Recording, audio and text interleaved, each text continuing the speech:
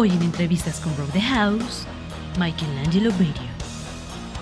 Angelo Batio es un guitarrista, profesor, compositor, productor y columnista estadounidense, considerado uno de los guitarristas más virtuosos del mundo, gracias a su técnica ambidiestra para tocar con varios mástiles. Además, es reconocido como uno de los guitarristas más rápidos de la historia. En su trayectoria musical, cuenta con una extensa carrera como solista y también ha tocado con bandas como Howland, Nitro y actualmente con Manowar. Hola a todos, yo soy Katy García y les doy la bienvenida desde Colombia a Entrevistas en Rock the House. En esta oportunidad les traigo un invitado muy especial. Me complace tener con nosotros a Angelo Batio. Hi Angelo, thank you for giving us this interview. Hi, how are you, Kathy? This is great. I'm looking forward to hearing all the questions. Yeah, well, my first question is true that you started playing guitar at the age of 10, and by the age of 12, you were faster than your teacher? Yes. When I started playing, I learned basic chords, but the first lesson, I turned 4 chords into a song, and I just had a natural talent. It was actually when I was 13 years old, my guitar teacher said to me, Michael, you are faster at 13 than I was when I was 22. And he said he couldn't teach me anymore. So I was self-taught from 13 years old on. Well, Michelangelo, you have been considered one of the fastest guitar players in the world. Besides your well-known ability to play with both hands, what style or technique of playing do you think best defines you? Well, I like all different techniques on guitar. I just happen to be really fast, but other great musicians of the past, Bach, Mozart, all the great composers were all fast. So I think to be the top level musician, it doesn't mean feeling. I'm just saying you have to have really good technique. I'm known for alternate picking. It's very difficult. It's probably one of the most difficult. I would say in the grand scheme, tapping is probably the easiest because you have 2 hands and whereas holding a pick and going down, up, down, up, down, up, down, up, extremely fast, takes a lot of energy. And so that's what I concentrated on. And I am left-handed. So I should play like this, but I played like this. That's right-handed. Then I learned how to play the double. But I love to play fast. I make no apologies for it. It's like driving a very fast race car. I love it. It's amazing. Now that you mentioned your guitars, how many do you have? Which is your favorite? Because you have a lot of guitars. Yes, I have over 250 guitars right now. So much. More than most music stores. So, but my favorite, I endorse Sawtooth guitars, and they are all designed by me. So there are my favorites, but I love many guitars. I have old Gibsons and Fenders and custom built guitars, but so I don't really have a favorite guitar. I have many favorites, but Sawtooth is my favorite now. I see that Primal Red is the one you use most. Yes, it's wonderful. It's very beautiful. Thank you. Yeah, we are a very innovative company. They call that a relic. They make it look old. And in the USA, you could charge thousands and thousands of dollars to just make it look old. And so we developed a process in the factory to do it so it's less expensive, but still super high quality. The quality is very high. And in the foreneck, one is stolen a few years. Yes, I got 2 of the 4 back. So it got stolen in El Paso, Texas. Okay, so it got stolen in Texas. I bought 2 of the guitars back. I had to buy my own guitars back in London, England. They were in London. So I found them there, and the person who bought them sold them to me for the price he paid for it. Have you heard anything about the other ones?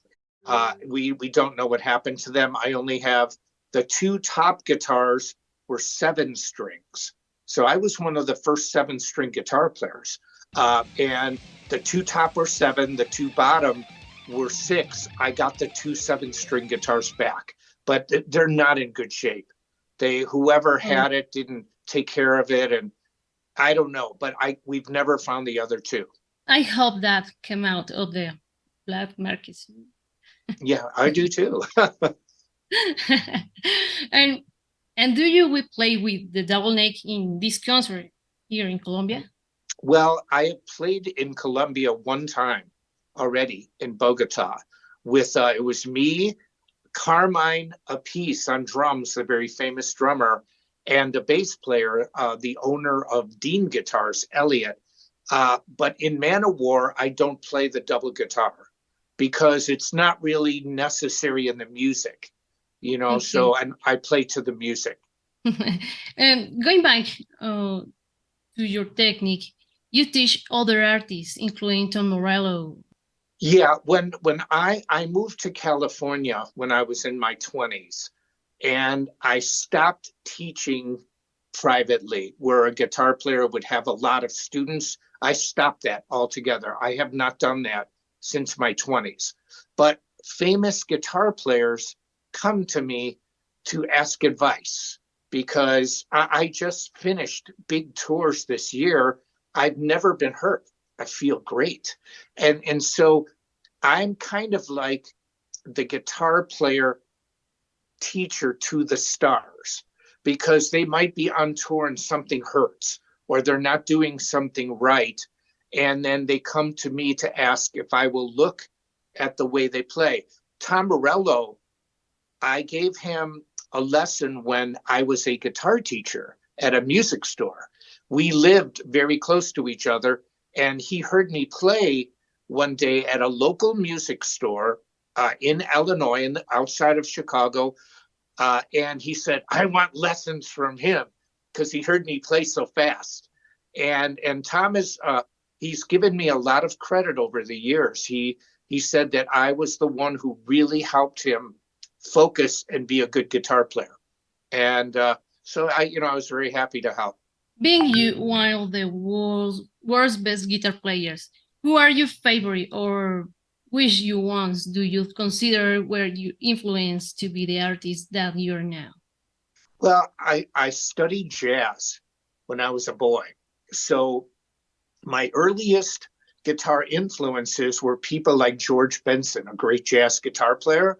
But then, this sounds funny, but girls, when I played jazz, they didn't respond well to it.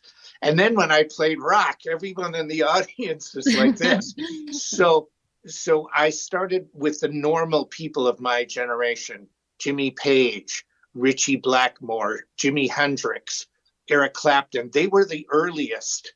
And then I started to listen to like really crazy guitar playing, a guitar player named Alan Holdsworth, Al Di Meola, really technical guitar. So even though I played metal, my style was much more jazzy, not the notes, the technique, the alternate picking really fast. That's more of a jazz guitar technique, and I applied it to metal. And now a lot of people do. What I started many years ago is now become a normal thing, which is cool. Great. I think I agree with you about my favorite guitarist. It's hard to make it up. Yes. But I will include Ritchie Blackmore, Eddie Van Halen, Glenn Tipton, Yngwie Malmsteen, Steve Vai. Nuno, now that he's back with extreme new album, and definitely Michelangelo. They will be some the ones I remember just now. Yeah, I like Nuno. I know Nuno. Nuno, Steve Vai, those are my contemporaries. Those are not people I grew up listening to because we're all similar in age. And, so I can't say that I'm influenced by them, but they're all great. Nuno I've known for many years, since the old Nitro days. And Steve Vai, the same. We're not very all close friends, but we know each other. I just saw Steve May 1st in Poland. We broke the Guinness Book of World Records for the most guitar players playing one song in history. It was over 8,700 guitar players playing one song. Wow. And Steve was on stage, I was on stage. It was fun. You have showed that you don't just feel the music, you also live it. I feel music. And so even the funny thing is, when I first started, everybody said all I do is play fast. You know, certain critics, but now they listen to the same songs and say, oh, Michael has so much feeling and there's so much. I never changed anything for anyone. I play the way I play. But my music, for example, the song No Boundaries, it's covered by guitarists all over the world, keyboard players, saxophone players.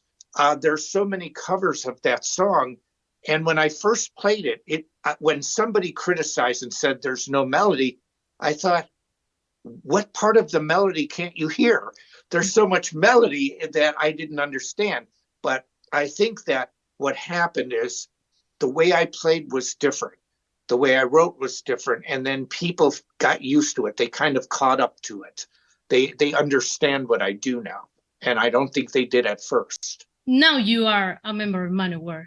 Michelangelo will be in Colombia with the band in September of this year. And of course, we will be there with Rock the House. How was your arrival to the band? I got a message from Manowar management a few years ago in 2021, and they asked me if I had time to record. They hired me to play guitar. They were working on new music, and they were using a guitarist that was just like a fill-in guitarist. He wasn't a permanent member of the band. And when I went to meet Joey, we just got along right away. Like immediately we got along, and Joey is brilliant. He's super smart. He writes amazing music. The Manowar songs, Warriors of the World United, and there's so many great songs. When we started recording, the first song we recorded was Immortal. And when they released Immortal, everybody loved it. And so we met professionally, then we became really good friends. And then we realized that me being in the band is a really good fit. I kind of look a little like Joey, and, we've got, Eric in the center, the blonder haired person, us two in the back. And so what happened is, because the recording sounded so good and we got along so well, I got introduced to Eric. Eric is amazing. He's an amazing singer, but he's also really fun to be around. He's funny. And so we all got along. It was like we've known each other for a long time. So it was a natural way for me to become a member of the band. Now I'm a member, I'm the permanent guitarist. So it started off one way and just kept going and going till I became a member of the band. I must confess that when I read the news of your arrival to the band, my first truth was the band is in good hands, literally. Thanks. I think so. And Joey did not tell me that I needed to play the solos from the past. He didn't say I should sound like the old guitar players, because I'm a known guitarist.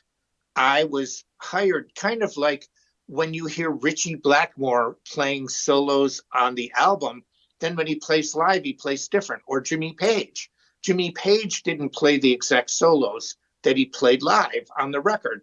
But as I've gotten more in Manowar, I've realized that some people really want to hear some of those old solos. So, for example, in Battle Hymn, I play pretty much the exact solo of the original recording.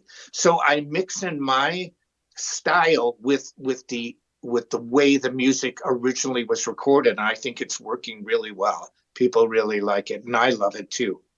Yeah, it's true. And I say it as a fan of Manowar and Joe DiMaggio. I knew them many years ago because my cousins are good fans of the band, and they showed me their music. By the way, hi cousins, thanks for watching this interview. Michael, you are not only part of Manowar. You also have another band, Mad Band, or Michelangelo Batio band. Tell us about this project.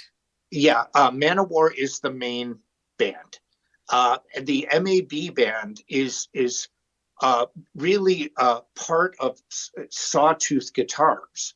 It started with the guitar company. The owner of the company, Joe Fuco, is a great drummer. He's fantastic. So the band is more of a band to, how can I say, to record songs, film songs, and use the guitars. It's a promotional vehicle for the guitar sales. And Nils, the bass player, he's got awesome hair down to here, but he sings really good. He sounds like Sting from the Police, for real. He's got a really good voice. So that band is more like a project band. When I go to LA, we'll film, we play a couple shows, but Manowar is really the band. This is more, the other one's more like a side project, and I love it. But it's more affiliated with the company, the guitar company, not so much a band on its own that will tour all over like Manowar. It's not like that. Yeah, it's true. It's wonderful that you want to be part of the musical process of other artists. I love it because I was signed to 2 major labels very early in my career. So I started really young. I started in my early 20s, and I realized I have been very fortunate because my career is going better than ever. And I've always been able to do for many years the kind of music I wanted. No one told me what to do. No one. I got to play guitar, do workshops, teach famous artists. I got to do all these things. And with Manowar, Joey is such a force that now I work with him. He produces things, and it's a whole different side that I've actually never done. And it's really amazing. You know, I really love playing in Manowar because it's like a role. I have to do certain things within the band. It's not MAB, Michelangelo Batio band. It's Manowar. And that's what I love about it. It's something different. I'm enjoying it. What are your expectations of the audience or country? Well, I've been to Colombia before once. I know that there's a lot of Manowar fans. I think Colombia is a great country. Bogota rocks. I can't wait to do the show. So, but I'm ready. We're all ready to go, and we're going to give the people in Colombia an incredible show. I can't wait. Yeah, it's great. Well, and as for my country, let me give you some context. Colombia has great musical diversity. Do you know any artists from my country? If they're not metal, I don't know. So I'm not sure because I'm so focused on what I do. I don't listen too much outside music right now. So I wish I could say yes, but not. But if you give me some names. I can recommend some bands. Well, Kronos band, Kraken is one of the most recognized here. Massacre, or if you want to something more alternative, Aterciopelados. Are some bands you might like. Yeah, and I've heard of them. You know, it's kind of like I didn't understand, like Sepultura was I didn't know where they were from for a long time, because in music many times I don't think about where they're from. I just like the songs or the band. So but yeah, I've heard of several of the bands, and so now I know that they're from Colombia. Yeah. Did you know that we have one of the best bass players in the world? His name is Juan Garcia Reros. I've heard of him. Yeah, he's pretty incredible. And he's part of 2 native communities in Colombia, but he was born in Colombia or capital. What I mean by this, how do you think that the new generations will contribute to keep alive to rock and metal? Well, I think guitar is the most popular. I don't think, I know. Guitar is the most popular instrument on planet Earth. So you have electric guitar, you have acoustic guitar, and I think the youngest generation is probably the best generation of guitarists I've ever heard. And when you think about all the things just when you think everything has been done, someone does something new. So I think guitar is alive and well. My 250 guitars are worth more today than before because young people keep guitar alive. If nobody cared about music or rock music or metal, I wouldn't have a career. But metal is so popular. It's popular all over the world. Even in Japan, baby metal, where they have it's heavy metal is more than just the music. It's a lifestyle. It's the way people live. And I think that, when everywhere I go now, people know, me from Manowar, or they know every airport I go in, I can't go, Michael, they know me either this or this and Manowar. And so many Manowar fans, it's a worldwide group. But so to answer your question, I truly think heavy metal's fine. It's alive and well. Guitar is fine. We're talking today. And, that the show in Colombia will be huge because there are people that love metal. And the thing that I personally like about heavy metal is it allows me to play as good as I can play. I don't have to play like I'm in a punk band or I'm in the Rolling Stones or, I don't play that style. I play metal and I love it and it's super popular. Yeah, I agree with you. Now, let's talk about a trendy topic, artificial intelligence. I think that your opinion is important because you have a lot of experience in musical production since your early days with Holland, with bands like Nitro, and of course with your solo career, or now with the Mad Band. A few days ago, I was talking with you about the case of Soundtrack, a musical producer who experimented with the IA, asking it to create a Rammstein-style music song. And he repeated this exercise with other bands like Nirvana or Linkin Park with very impressive results. How do you think the artificial intelligence will impact the music in the future? Well, you hit something very important. I also heard a Paul McCartney AI version of another song, the song called Can't Live If Living Is Without You. And it's a song by a person named Nielsen. When I was a boy, they put McCartney's voice with the song, and it was impressive. What I think that people aren't stupid. And I think that what will happen is the more we listen to AI, the more we're going to say, this is great, but we still want real artists. Because but here's where I think AI is going to be very important.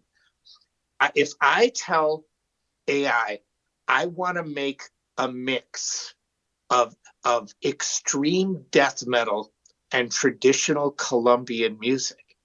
Okay, so it can create new styles, or in English we say new genres. It can, if you put two combinations that are completely different, the computer, most of the time it probably won't do what we like, but maybe it will. And all it takes is one time where people go, that's cool. So I think what AI is going to do, it's going to open up some different styles of music that we haven't thought about yet. Kind of, how they say fusion, where it might take one style from one culture, another style from another, completely different, and put something together that we like. So, Yeah. but I also think AI is dangerous, because if a computer can play anything that you program, so it might be better than a human. There's, maybe it could play faster than I can play and cleaner, because you can just turn the speed up. But I still think that even with that, I think that people will be able to listen to AI and say, well, this is great, but here's a human singing it. And I think I think we'll be able to hear more of the difference. But it's this new style of music that AI that's where I think. I mean, can you imagine crossing Queen with, again, say the most traditional music from Colombia you can think of? So traditional, so just Colombia, and then mix it with Queen, mix it with Black Sabbath, just something so far gone. And then we end up liking it. We go, hey, that's pretty cool. We might say it sucks. A lot of it will say probably it sucks, but all it takes is one to go, shit, that's cool. It's true. Well, in my opinion, I hope that the new generations keep alive the essence of rock and metal, learn from our rock masters, including you. Yeah, I agree with you. I think it is being kept alive, because think about music in the past. We still listen to music from a long time ago. I've used classical composers, Bach, Johann Sebastian Bach, Mozart, Beethoven. People around the world still listen to them. Why? The music's old. We know that, centuries old, but it's great. And so the same reason we listen to the Beatles or Black Sabbath or Deep Purple is the same reason for anything. Even though something has been recorded a long time ago or written, music is something that touches people, and it's still as good today as it was when it came out. So I think young people, what I see, look at all the women that play guitar now. I mean, it's amazing. So, and they play great. And there are so many young people that are really good and can play really good metal. I think we're fine. I really do. I think everything's going to be fine with rock and metal. Michael, thank you very much for giving us your time and stay here. And thank you very much. Thank you, Kathy. It was a great interview. I appreciate it. Thanks.